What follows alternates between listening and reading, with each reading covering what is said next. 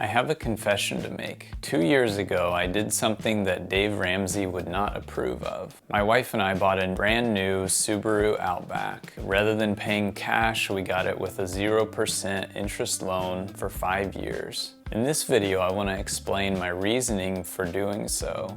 But first, I want to explain Dave Ramsey's reasoning for not buying a new car and not taking a 0% interest loan on a new car. And Dave says the truth is a new car loses 60% of its value in the first 4 years. No, you can't afford a new car unless you are a millionaire and can, therefore, afford to lose thousands of dollars. A new $28,000 car will lose about $17,000 of value in the first 4 years you own it. That is almost $100 per week in lost value. Dave's right. Most new cars will lose their value really fast. And therefore, why get the new car, right? Why not get a used one? But you have to specifically look at individual cases to see if that's true in your case. We can't assume that anyone's advice is perfect or that any advice is totally one size fits all.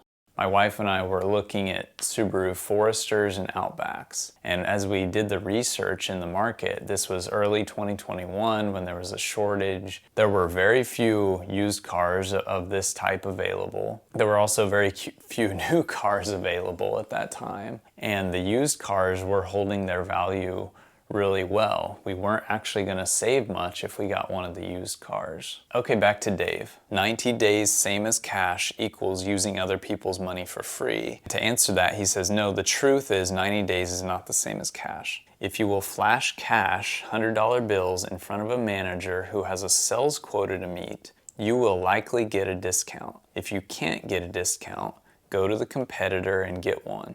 You do not get the discount when you sign up for the finance plan. Dave is generally right. This is a great strategy, and if you have the cash, yeah, go shopping for the car or couch or whatever it is. Bring the cash with you, or be prepared to write a check if it's a situation where they would accept that. But be prepared with the cash on hand so that if you can get the discount, great. But sometimes you just can't. My wife and I couldn't get a discount. It was early 2021 and there was a shortage of cars and the dealer was not going to budge. We had all these chip shortages, supply chain stuff. Cars were in really short supply. I went there prepared to pay cash for the car. I had the money ready in the bank. I tried to negotiate with the guy, but in the end he just said, look, somebody else is gonna buy this car and I'm not going to get new ones in anytime soon.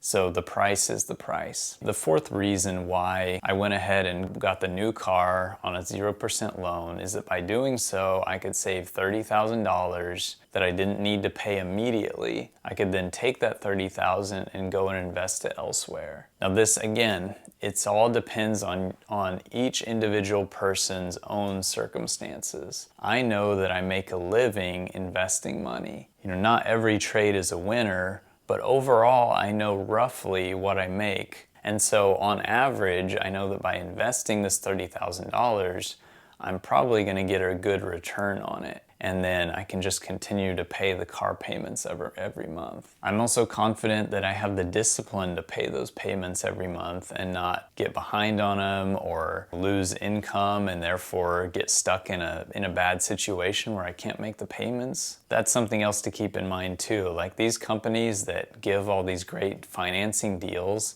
they know that a lot of people are going to get behind on the payments. They're not going to pay it off within the promotional period. And if you look at the fine print of a lot of these contracts that are, 0%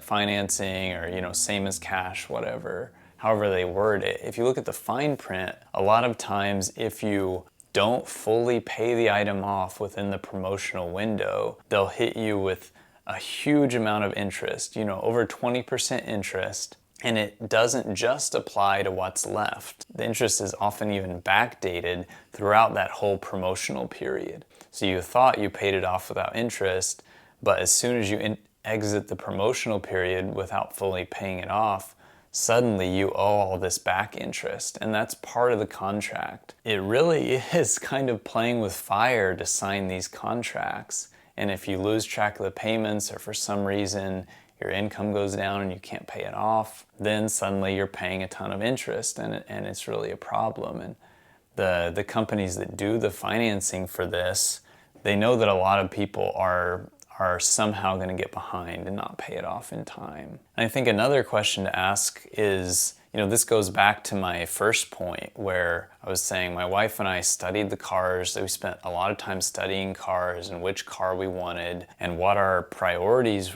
were in getting a car. So before we ever considered financing or anything like that, we spent a lot of time researching just different makes and models to figure out which one we wanted. And so we came into the situation at the dealership knowing exactly what car we wanted.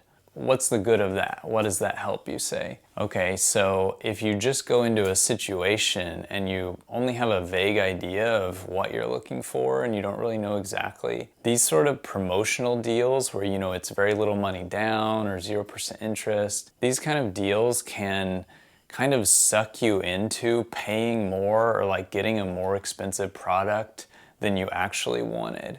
And you'll go ahead and up it and say, oh yeah, this is really nice, has all these features, and this is great, I like it. And then, maybe I couldn't have afforded it before, but because of this promotional financing or low money down, whatever, I can afford this. And so those promotions can kind of suck us into something into a purchase that we otherwise wouldn't have made. And that's not a good situation to get into. So definitely go into the situation already knowing exactly what you want, so you won't be swayed. And in that case, these promotional deals can be like a bonus rather than something that sways you into buying something that you really can't afford. So I really respect Dave Ramsey. Like I've said before, I've learned a ton from this book and from his other work. I really respect the guy. But again, he doesn't know my precise situation. He doesn't know all the details of what kind of work I do, what kind of skills I have, what's my financial situation, or what are the needs of my family in terms of a vehicle. And that applies to everyone. No one knows your situation as well as you do. So it's worth keeping in mind, when you hear people who are giving advice and giving, these rock solid principles or ways of doing things that they say is right in every single situation. It's just, there are actually not a ton of principles like that. Like there are very few things in this world that apply 100% to every person's situation. It's worth understanding the details ourselves so that we can make the best decision for our situation. And I also think that Dave Ramsey, his personality is the kind that tends to believe that there's a one and only right way of doing things. These are the rules, you follow these rules. If you're interested in other videos on Dave Ramsey, you might check this one out next. This talks about how he lost a bunch of money when he was younger and the mindset change that he made to make it all back.